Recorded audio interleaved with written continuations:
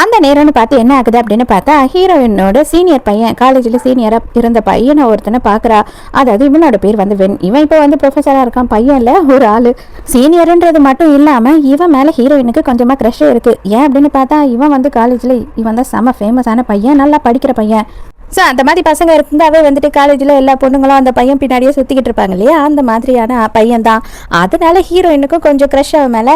அவனை பார்த்த உடனே ரொம்ப ஜாலியாக போய் பேச ஆரம்பிச்சிடறா. இன்னமும் செம ஹேண்ட்ஸமாகவே இருக்கார் பாரு, இன்னமும் சிங்கிள் தானா, அதை வேற தெரிஞ்சுக்கணுமே அப்படின்னு சொல்லிட்டு இவ கொஞ்சம் ஆசைப்படுறா. இதெல்லாம் நடந்துக்கிட்டு இருக்கிறது நம்ம உலக அழகை வேற பார்த்துடுறான்னா அவனுக்கு பொறாம வயதுக்குள்ளே கபன்னு ஏறி ஆரம்பிச்சிடுது. செக்ரட்டரி கொஞ்சம் இங்கே வரியா அப்படின்னு கூப்பிட்ட உடனே இவன் என்ன சொல்கிறான்னா, எனக்கு ரொம்ப வந்து பிஸியாக இருக்குது கொஞ்சம், அதனால நான் வேலையெல்லாம் முடிச்சுட்டு உங்களுக்கு கால் பண்ணுறேன் அப்படின்னு சொல்லிட்டு அங்கேருந்து ஹீரோ கிட்ட போகிறா. ஹீரோக்கா அப்படியே கோவமாக வருது.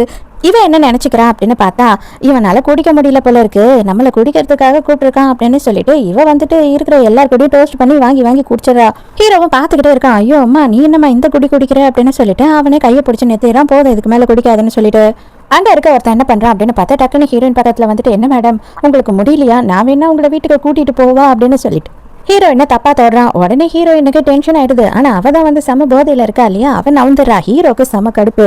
உடனே செம காண்டா அவனோட கையை பிடிச்சி முறிக்க ஆரம்பிச்சிடறான். உனக்கு எவ்வளோ திமிர் இருந்தா என்னோட செக்ரட்டரி கிட்டேயே வந்து தப்பா நடந்துப்ப அப்படின்னும் போது, ஐயோ நான் ஹெல்ப் பண்ணதான் வந்தேன் அப்படின்னு சொல்றான். இனி இவ இல்லை, எந்த பொண்ணு பக்கத்துல நீ நிக்கிறத நான் பார்த்தேன், மவனை உனக்கு தர்மடி விழும் பார்த்துக்கோ அப்படின்னு சொல்லிட்டு ஹீரோ மிரட்டி விட்டுறான். வா போலாம் அப்படின்னு சொல்லிட்டு ஹீரோயினை அப்படியே ஹீரோ அங்கேருந்து தூக்கிட்டு கிளம்புறான்.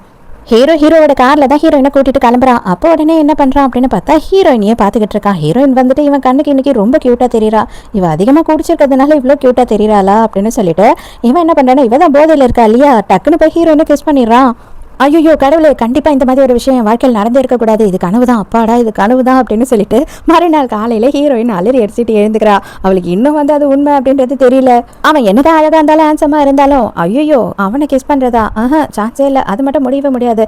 அவன் ரொம்ப திமிர் பிடிச்சவன், அது மட்டும் இல்லாமல் அவன் தான் அழகு இந்த உலகத்திலேன்ற மாதிரி அவனுக்கு நினைப்பு வேற அப்படின்னு சொல்லி காலங்காத்தாலேயே ஹீரோ கரிச்சு கொட்டிட்டு இருக்கா. அப்போதான் கரெக்டாக ஹீரோயினுக்கு வந்துட்டு ஹீரோ கிட்ட இருந்து மெசேஜ் வருது, இன்னைக்கு 8 மணிக்கு டின்னர் டைமுக்கு நம்ம தனியாக மீட் பண்ணலாம், நீ ரெடியாயிரு, என்னோட டிரைவர் வந்து பிக்கப் பண்ணிப்பாரு அப்படின்னும் போது, என்னது இது ஜஸ்ட் ஒரு 10 நிமிஷம் பேசணும்னு சொன்னேன், அதுக்கு எதுக்கு இவ்வளோ சீனை போடுறான் இவன் அப்படின்னு சொல்லி ஹீரோயினுக்கு தோணுது.